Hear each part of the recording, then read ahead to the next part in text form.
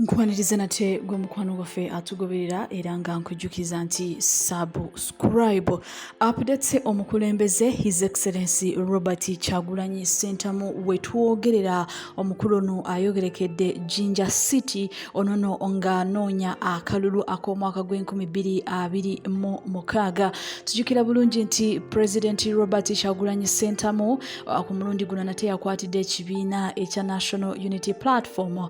Bendera ngonono wakukiikirira ekibiina kino mu kalulu akajja ak'omwaka gw'e2026 nga president era nga ono anoonya akalulu nga bwe twogerera olunaku olwaleero officially campaigns zitandise mu ggwanga lyonna nga ba presidential candidates abeesimbyewo banoonya akalulu. Kakati omukulu His Excellency Robert Kyagulanyi Ssentamu bamwaniriza mu ssanyu eringi eyo mu kibuga Jinja era addemu abantu ab'enjawulo nga banono bonna bawagizi b'omukulembeze His Excellency Robert Kyagulanyi Ssentamu.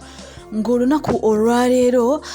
bamuwadde enkya y'olunaku olwaleero omukulu ono yaweereddwa lisiti ey'abantu abo abeesimbyewo era nga bakandidates bano bonna bakubanga ate banoonya akalulu ku mulundi guno nga baagala okuba nga bakiikirira ekibiina kino ekya National Unity Platform